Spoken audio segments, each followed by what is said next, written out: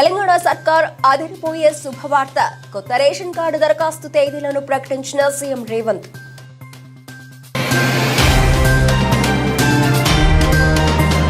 తిరుమల లడ్డు వివాదంపై స్పందించిన షర్మిల. సీబీఐతో విచారణ జరిపించాలని డిమాండ్.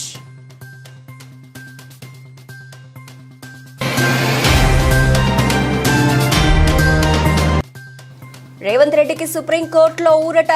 బీఆర్ఎస్ నేతల పిటిషన్ను తోసిపుచ్చిన కోర్టు.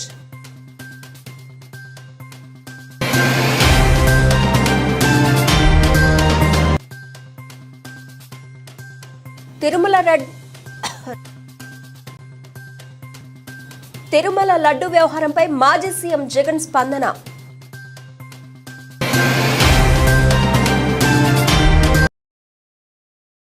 తిరుమల లడ్డు వివాదం ఏపీలో రాజకీయ దుమారం రేపుతోంది. ఈ వ్యవహారంలో టీడీపీ వర్సెస్ వైసీపీ ఫైట్లోకి తాజాగా వైఎస్ షర్మిల ఎంట్రీ ఇచ్చారు. తిరుమలను అపవిత్రం చేస్తూ హిందువుల మనోభావాలను దెబ్బతీసేలా వ్యవహరిస్తున్నారని ఫైర్ అయ్యారు. సీబీఐతో విచారణ జరిపించాలని డిమాండ్ చేశారు. ఇదే విషయంపై విహెచ్ హనుమంతరావు మాట్లాడారు. ఇంపార్షియల్ గా ఒక ఎంక్వైరీ జరగకపోతే తప్పు ఎవరు చేశారు అన్న విషయం బయటికి రాదు. ఇది కేవలం రాజకీయం కోసం వాడుకుంటున్నారా లేక తప్పు నిజంగానే జరిగిందా? ఒకవేళ తప్పు నిజంగానే జరిగింటే తప్పు చేసిన వాళ్ళను శిక్షించాల్సిన అవసరం ఉంది. ఎందుకంటే వాళ్ళ మీద యాక్షన్ తీసుకోకపోతే మిగతా వాళ్ళు కూడా ఫైనాన్షియల్ బెనిఫిట్ కోసం ఇదే తప్పు చేసే ప్రమాదం ఉంది. కాబట్టి కాంగ్రెస్ పార్టీ ఈరోజు హోమ్ మినిస్టర్ గారికి, అమిత్ షా గారికి ఒక లేఖ రాస్తున్నాం. సిబిఐ ఎంక్వైరీ జరగాలి అని. ఈ విషయం పక్కన పెడితే చంద్రబాబు గారి 100 రోజులు పరిపాలన,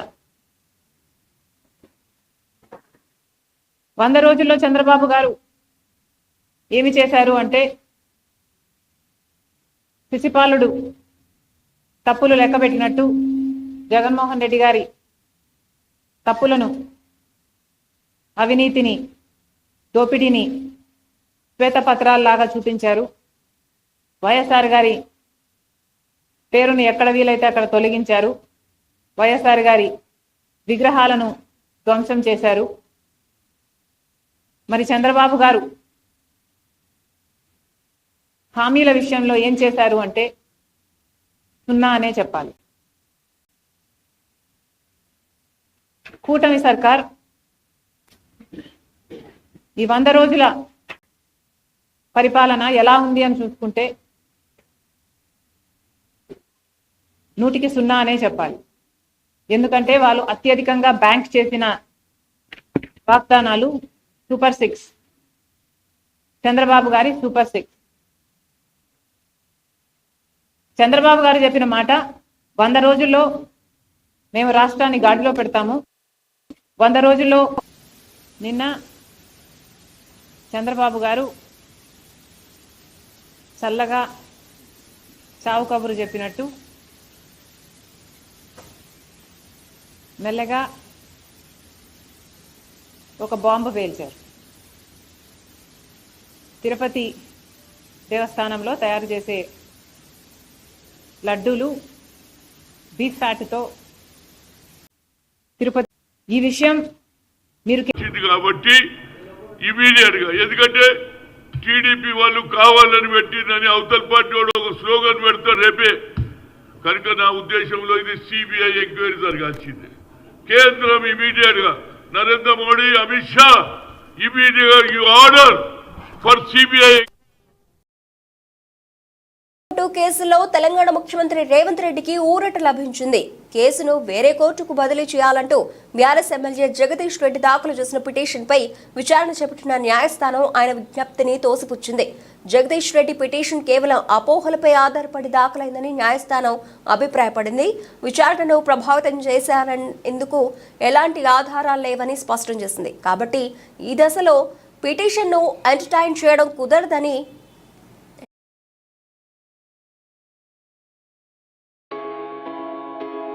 ఎంటర్టైన్ చేయడం కుదరదని తేల్చి చెప్పింది.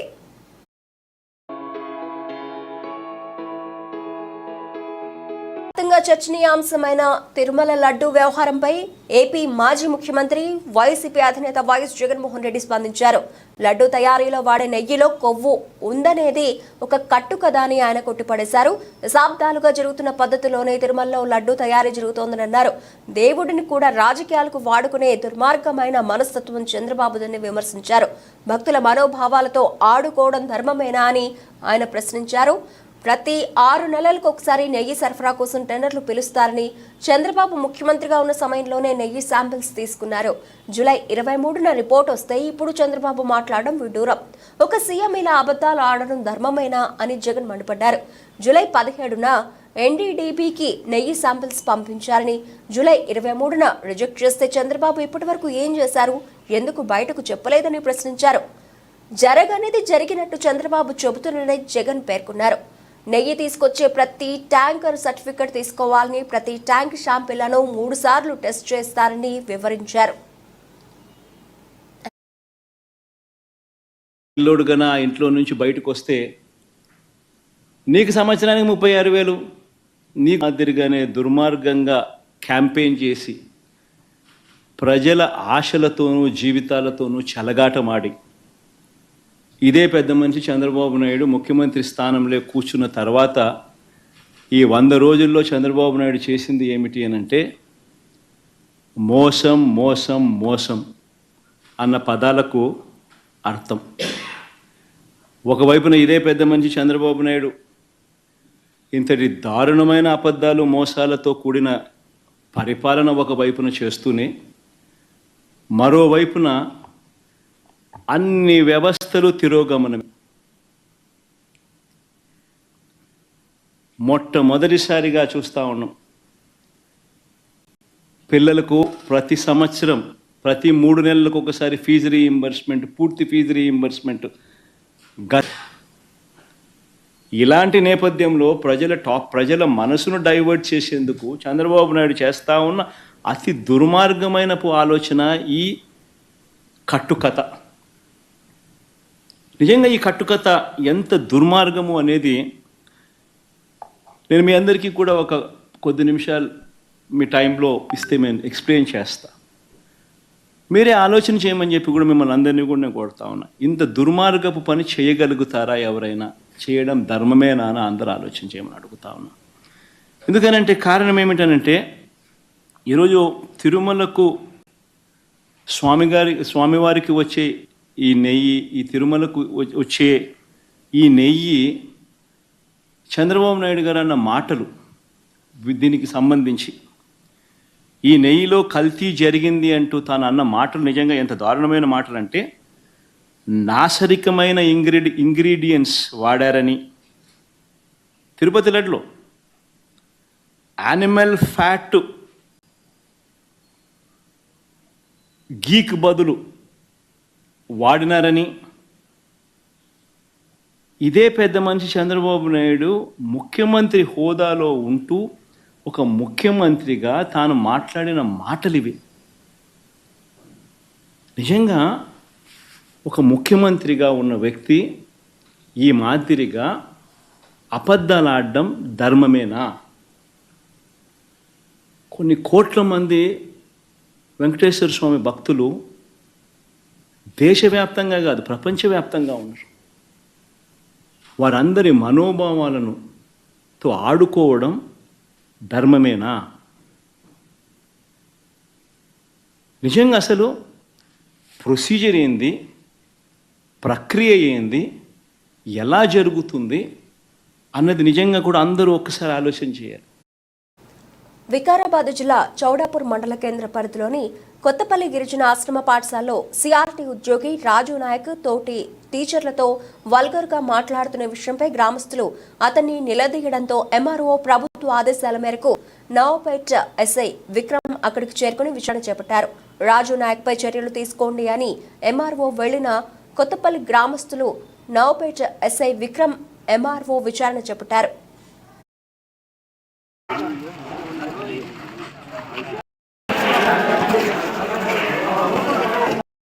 ఆ లేడీ టీచర్ అంటే లేడీస్కి ఎంత ఎటువంటి సెక్షన్లు ఉన్నాయి తెలుసా నీకు?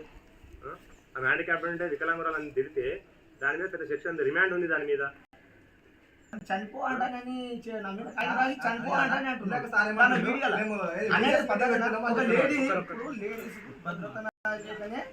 ఆయన స్పెషల్ అది పెట్టేసి ఆయన ఒక లేడీని పట్టుకొని లేడీ మేడాన్ని పట్టుకొని చనిపో అంటాను చెప్తావా? అయ్యో రాసి నీకేమయ్యా, నీకు ఎట్లా అనిపిస్తుంది? అడిగేటోడు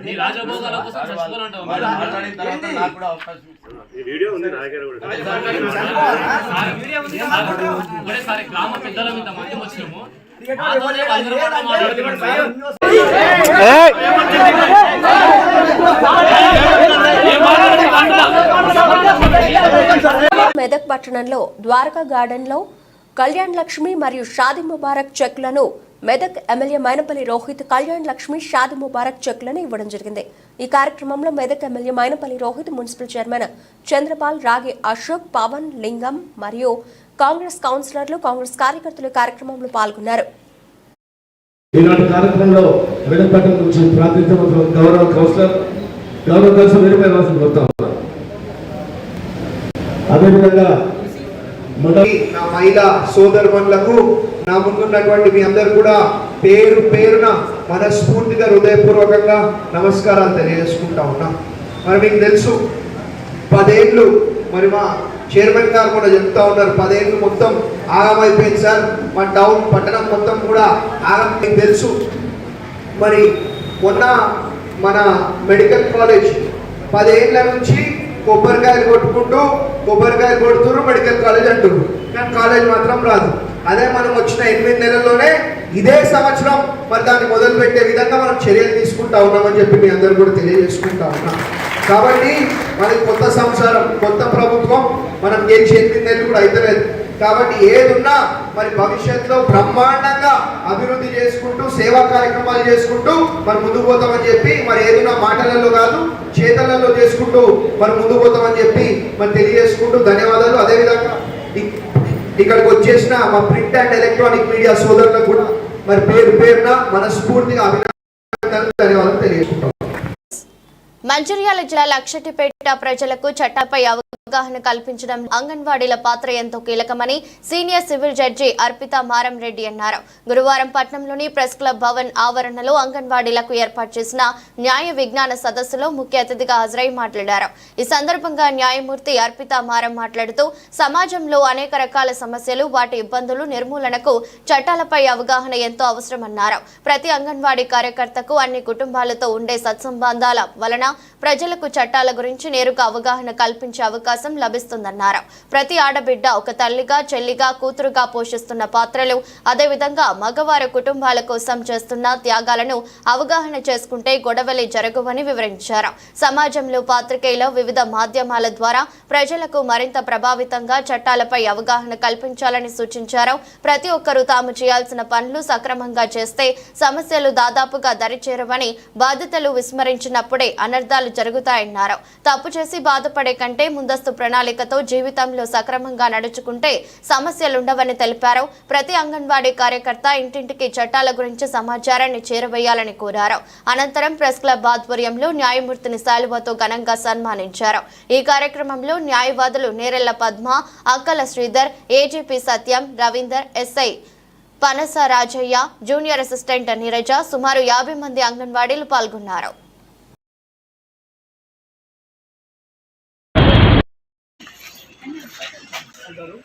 ప్రతి వాడని ప్రజలతో మమేకమై ఉంటారు. మేము వచ్చి చెప్పుకోవడం కంటే ఎంతో కొంత మీకు తెలిసిన ప్రతిదీ, అది మెడికల్ కానివ్వండి, లా కానివ్వండి, మీకు ఏదైనా అనిపిస్తే కన్సల్ట్ చేయడానికి ఒక అవకాశం ఉంటుందని ఒక మంచి సదుద్దేశంతో మొదలుపెట్టిన కార్యక్రమాలు. మేడం గారు ప్రాపర్గా అంటే ఆల్వేస్ రైట్ హ్యాండ్ లాగే ఉంటారు మనకి. ఒక్కటి ఏంటంటే తల్లిదండ్రులు ఎన్లైట్ చేయండి ఏంటంటే వాళ్ళు చెప్పండి ఏంటంటే పిల్లలు సర్కిల్ని మనం కూడా ఇంటికి ఇన్వైట్ చేయాలి. అన్నీ మీరు అందరూ ప్రిపేర్ చేసుకుంటున్నారు. 18 years బిఫోర్ ఏమైనా ఉంటుంది కదా, దాని secrets you will not issue your names in public. మీడియాలో కూడా పేరు పెట్టాలంటే కూడా వాళ్ళు పర్మిషన్ తీసుకోవాలి. ఇప్పుడు ఇష్టం అంటే ఏమైనా యాక్షన్ కూడా ఏమైనా హెరాస్మెంట్ జరిగితే have to take the action before. After మీరు చేసిన కోర్టు ఉంటే న్యాయం జరుగుతుంది. దాని ఆఫ్టర్ మీరు ఏం చేయాలి, దాన్ని ఎవిడెన్స్ కలెక్ట్ చేయాలి. పోలీసుని కంప్లైంట్ చేసిన అయిపోయిన పని అనేది కాదు. ఈ సాక్ష్యాలు కలెక్ట్ చేసుకొని ఎవిడెన్స్ కలెక్ట్ చేసి మెడికల్ రిపోర్ట్స్ ఉంటాయి, డాక్యుమెంట్స్ ఉంటాయి. మైనర్ ఉంటే మైనర్ బోనోఫైడ్స్ 10th సర్టిఫికేట్ పెడతాం. విశాఖలో దివ్య కళామేళా దివ్యాంగులు, దివ్యాంగ కళాకారులు తయారు చేసిన ఉత్పత్తులు, సేంద్రియ ఉత్పత్తులు, బొమ్మలు, ఉపకరణాలు, ఆభరణాల ప్రదర్శన నేటి నుంచి నెల 29 వరకు ఏయూ మెరైన్ గ్రౌండ్లో నిర్వహణ. దివ్య కళామేళాను జ్యోతి ప్రజ్వలన చేసి ప్రారంభించిన రాష్ట్ర గవర్నర్ జస్టిస్ అబ్దుల్ నజీర్, కేంద్ర మంత్రి వీరేంద్ర కుమార్లు పాల్గొన్న ఎంపీలు శ్రీ భరత్ గొల్లా బాబురావు, జిల్లా కలెక్టర్ హరేంద్ర ప్రసాద్. సభలో స్వచ్ఛత హీ సేవ ప్రతిజ్ఞ చేయించిన కేంద్ర మంత్రి వీరేంద్ర కుమార్, దివ్యాంగుల సంక్షేమం కోసం సహకరించిన సంస్థలను సత్కరించిన governor Abdul Nazeer. Action plan में 1 करोड़ नशे की गिरफ्त में व्यक्तियों को जो इसके आदि को बताते हुए हर्ष हो रहा है कि 2 लाख शैक्षणिक संस्थाओं और आध्यात्मिक संगठनों ब्रह्म कुमारी आइए स्वच्छता के प्रति నేను స్వయం స్వచ్ఛతలో భాగంగా सजग रहूंगा, ఎప్పుడూ నిరంతరం నిలకడగా ఉంటాను. सबसे पहले मैं అన్నిటికన్నా ముందుగా నేను स्वयं से मेरे परिवार से, నా ఇంటిని, నా చుట్టుపక్కల ప్రాంతాలని, मेरे गांव से నా ఊరు నుంచి एवं मेरे कार्यस्थल से నా చుట్టుపక్కల ప్రాంతాలన్నిటికీ కూడా शुरुआत करूंगा, పరిశుభ్రంగా ఉంచుతాను. ఇంకో 100 మందితో కూడా शपथ करवाऊंगा, ప్రమాణం చేయిస్తానని. मेरा एक छोटा कदम నా ఈ యొక్క తొలి అడుగు स्वच्छ भारत बनाने में స్వచ్ఛ భారత్ స్థాపన కొరకు एक महत्वपूर्ण योगदान होगा. ఒక అద్భుతమైన అడుగుగా మారబోతోంది.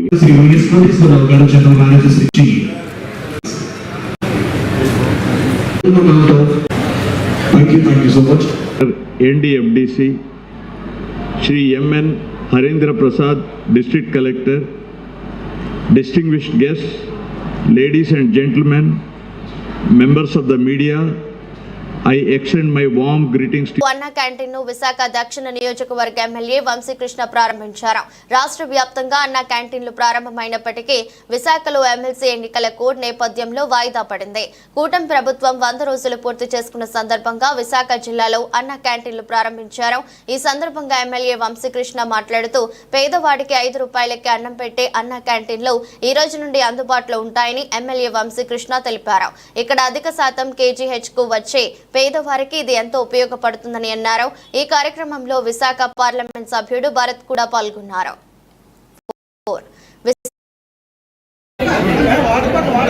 ఆలోచన విధానాలతో పేదవాడికి ఇప్పటికి అన్నం పెట్టాలి ఒక కాన్సెప్ట్ ఇవాళ ఒక అద్భుతమైన నిర్ణయం చంద్రబాబు నాయుడు గారు మళ్ళీ తీసుకోవడం జరిగింది. వైసీపీ ప్రభుత్వం దీన్ని పక్కన పెడితే బడుగు బలహీన వర్గాలకు అండగా ఉండాలి. అంతరాయం విశాఖ ఒక్కసారిగా వాతావరణం మారిపోయింది. ఆకాశంలో నల్లటి మేఘాలు కమ్ముకొని భారీ వర్షం మొదలైంది. ఉరుములతో భారీ వర్షం కురిసింది. గత 2 రోజులుగా ఉష్ణోగ్రతలు పెరగడంతో కిమ్మెస్ మేఘాలు వర్షాలు కురుస్తున్నాయి. విశాఖ ఏజెన్సీ మీదుగా వర్షాలు కురుస్తున్నాయి.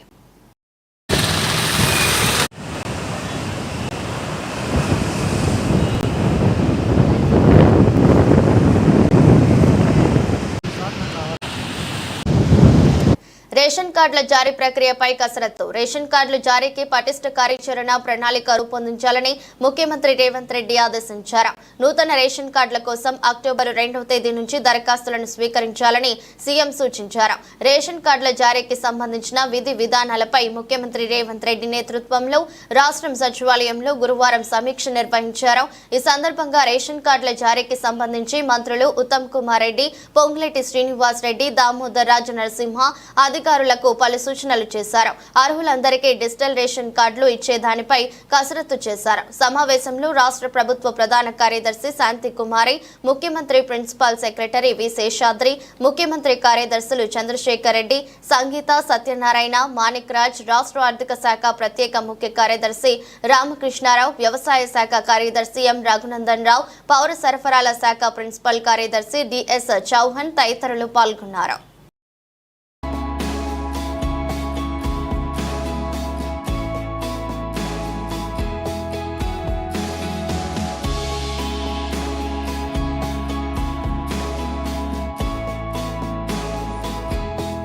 సమిష్టి కృషితో సీఎం కప్ 2024ను విజయవంతం చేద్దాం. క్రీడా సంఘాల ప్రతినిధులతో సీఎం కప్ సన్నాహక సమావేశం. పోటీల నిర్వహణలో క్రీడా సంఘాల సహకారం అవసరం. Sports authority chairman K Shiva Sena Reddy త్వరలో నిర్వహించబోయే సీఎం కప్ 2024 విజయవంతానికి క్రీడా సంఘాల సహకారం ఇంత అవసరమని sports authority chairman K Shiva Sena Reddy అన్నారు. ఈ రోజు ఎల్బీ స్టేడియంలో తెలంగాణ స్పోర్ట్స్ అథారిటీ ఆధ్వర్యంలో క్రీడా సంఘాల ప్రతినిధులతో సీఎం కప్ 2024 సన్నాహక సమావేశం నిర్వహించారు. ఈ సందర్భంగా చైర్మన్ కె శివసేనారెడ్డి మాట్లాడుతూ గ్రామీణ యువ క్రీడా ప్రతిభకు ప్రోత్సాహం కల్పించే లక్ష్యంతో మట్టి లోమానికాలను గుర్తించే ఉద్దేశంతో చీఫ్ మినిస్టర్ కప్ 2024 నిర్వహించాలని తెలంగాణ క్రీడా ప్రాధికార సంస్థ భావిస్తుందని వివరించారు. ఈ కార్యక్రమంలో డిప్యూటీ డైరెక్టర్లు చంద్రారెడ్డి, రవీందర్, తెలంగాణ ఒలింపిక్ అసోసియేషన్ ప్రతినిధులు జగదీశ్వర్ యాదవ్, ప్రేమ్ రాజ్ మహేశ్వర్, వివిధ క్రీడా సంఘాల అధ్యక్ష కార్యదర్శులు పాల్గొన్నారు. మనం సహాయ సహకారాలు అందించాలంటే ముఖ్యమంత్రి 50 ఒకటే చేద్దాం, ఒక మంచి మెసేజ్ పోతుంది తప్పకుండా చేద్దామని ముఖ్యమంత్రి గారు పెద్ద ఆలోచన చేసి మనందరికీ సహాయంగా అంటే తెలంగాణలో కూడా ఎక్కడా స్పోర్ట్స్ కు తక్కువ కానివ్వట్లేదని ఆలోచన చేసి ఉన్నోళ్ళకి చేయలే. అమ్మాయికి ఉండడానికి ఇల్లు కూడా లేదు అంటే అంత ఘోరమైన పరిస్థితి నుంచి వచ్చింది అమ్మాయి. అంటే ఆ విధంగా ప్రతి అంశంలో కూడా ఒక్కొక్క అంశాన్ని చూసి దాన్ని ఏ విధంగా పోతే మంచి జరుగుతుంది. తెలంగాణలో ఉండేటువంటి ఈ రోజు కూడా తెలంగాణలో స్పోర్ట్స్ బతికింది అంటే ఇక్కడ ఉండేటువంటి అసోసియేషన్ల పుణ్యమే. యాక్చువల్గా మనం సహాయ సహకారాలు అందించాలంటే ముఖ్యమంత్రి యూట్యూబ్ ఛానల్స్ అక్రిడేషన్లను అంశంపై రౌండ్ టేబుల్ సమావేశం. రాష్ట్రంలోని వర్కింగ్ జర్నలిస్టులకు అక్రిడేషన్లు ఇవ్వడానికి విధి విధానాలు అనుసరించాల్సిన నియమ నిబంధనలు సూచించడానికి, యూట్యూబ్ ఛానల్స్ గుర్తింపు తదితర అంశాలపై చర్చించడానికి ఒక రౌండ్ టేబుల్ కాన్ఫరెన్స్ సెప్టెంబర్ 23న నిర్వహిస్తున్నామని Telangana media academy chairman K Srinivas Reddy తెలిపారు. యూట్యూబ్ ఛానల్స్ అక్రిడేషన్లు అంశంపై మీడియా అకాడమీ రౌండ్ టేబుల్ సమావేశాన్ని సెప్టెంబర్ 23న బేగంపేటలోని టూరిజం ప్లాజా హోటల్లో నిర్వహిస్తుంది. ఎడిటర్లు, సీనియర్ జర్నలిస్టులు, నిష్ణాతులు ఈ సమావేశంలో పాల్గొని సంబంధిత విషయాలపై చర్చించి జర్నలిస్టులకు అక్రిడేషన్లు ఇవ్వడానికి సూచనలు చేస్తారని అకాడమీ చైర్మన్ చెప్పారు. శ్రీనివాస్ రెడ్డి గారు, మీ లోకల్ ఎమ్మెల్యే గారు, లోకల్ మంత్రి గారితో ఒకసారి కూర్చొని ఈ విధి విధానాలు ఏంటన్నది మీ చైర్మన్ గారితో కూర్చుంటే తనకి ఒక క్లారిటీ ఉంది, ప్రభుత్వానికి క్లారిటీ ఉంది. ఎన్ని గజాలు ఇవ్వాలి అనేది ఒక దగ్గర ఎక్కువ, ఒక దగ్గర తక్కువ ఇవ్వటం అనేది సాధ్యపడేది కాదు. కొత్తగా డబ్బులు కట్టించుకునే వాళ్ళతో యూనిఫామ్గా ఆల్ డిస్ట్రిక్ట్ హెడ్ క్వార్టర్స్లో ఒక ఫార్మేట్ పెట్టుకుంటున్నాం. ఆ పెట్టుకునే సిస్టంలో అది కూడా 10 సంవత్సరాల అనుభవం ఉన్నోళ్ళ, 15 సంవత్సరాల అనుభవం ఉన్నోళ్ళ, 20 సంవత్సరాల అనుభవం ఉన్నోళ్ళ అనేది ఫేస్ మేనర్లో సీనియర్లకి ముందిచ్చి అది కూడా ఆ సీనియారిటీని బట్టి ఆ ఎలకేషన్ కానీ ఆ ఫైనలైజేషన్ కూడా మీ చైర్మన్ గారు శ్రీనివాస్ రెడ్డి గారు మీరు నిర్ణయించుకోవాలి. అది ఆల్రెడీ ముఖ్యమంత్రి గారు నేను ఒకసారి చెప్పాం. ఈ వరంగల్కి సంబంధించింది కూడా గౌరవ ముఖ్యమంత్రి గారు లాస్ట్ టైం మీరు వచ్చినప్పుడు మేమిద్దరం ఉన్నప్పుడు కూడా నాకు చెప్పారు. తప్పకుండా ఈ రాబోయే రోజుల్లో కొత్త వాళ్ళని ఏదో నిన్న మొన్న వచ్చిన వాళ్ళని అడావుడిపడి వాళ్ళకి ఇచ్చే పరిస్థితి ఉండదు. ఎవరైతే కార్డ్స్ ఉండి ఆ కార్డ్స్ కూడా ఏంది ఏదోదో అట్లా కార్డ్స్ కాదు, పర్ఫెక్ట్గా దాన్ని కూడా ఇన్డెప్త్గా మీ కమిటీ ఫైనల్ చేసుకోవాలి. కుప్పలు తెప్పలుగా ఏదో వచ్చి నేను మీడియా మిత్రుల్ని అని అంటే సీనియర్లకు నష్టం జరుగుతుంది. అలా చేయాలన్నది మాకు ఉద్దేశం లేదు. కాబట్టి మీరు ఉన్న దాంట్లో జస్టిఫికేషన్ చేస్తూ మీ లిస్టు కంక్లూజన్ మీరు వీలైనంత తొందరగా మీరు చేసుకోండి. స్టేట్ వైడ్గా ఒక పాలసీని ఫైనల్ చేస్తాం. ఆ స్టేట్ వైడ్ పాలసీలో మీ కమ్యూనికేషన్ వస్తుంది. దాంట్లో ఎలా ఫిట్ అవుతారో ఆ ఫిట్ అయిన వాళ్ళకి ఫస్ట్ ఫేజ్లో ఇవ్వటం జరుగుతుంది. చైర్మన్ గారు